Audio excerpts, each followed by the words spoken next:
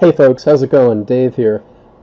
This is another video about introducing step sum puzzles to the world. What you're looking at right now is the cover of a book that's on Amazon. It's brand new, and it's step sums, just to keep it really simple. They're a math type of puzzle, and some people would refer to it as cross math. And just in case you haven't seen any of the earlier videos, all it really is, there's three different sized puzzles. This is called a 3-tier. They're the smallest and the easiest. There's a 4-tier that adds a row, and then there's a 5-tier which adds another row. But just to keep it really simple, like Sudoku, if you like those, I don't like having to say the word Sudoku because I always have to think about it ahead of time. But they're cool puzzles. You have to put all different numbers, like normally it's a box from 1 to 9. Here, in this grid, you have to put 1 to 6. You can't repeat any numbers, so you can't have 2 2s or 3 3s.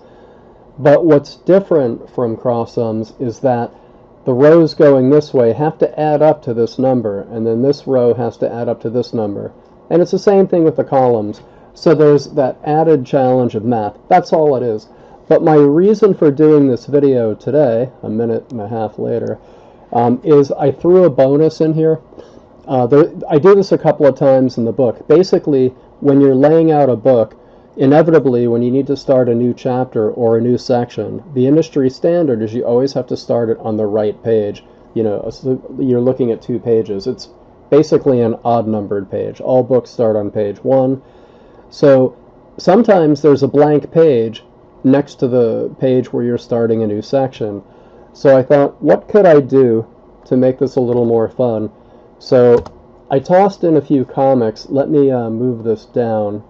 Hopefully you guys can see this.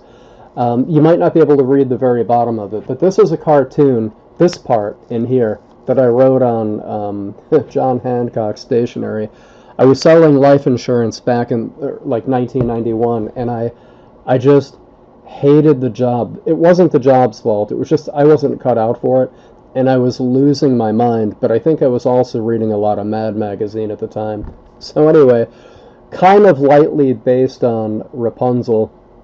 And if you notice, this is the only part that actually looks like newer. That's because it used to say something else, and my brother thought I needed to change it because he has 2 little boys. It wasn't that bad. I didn't think it was bad at all.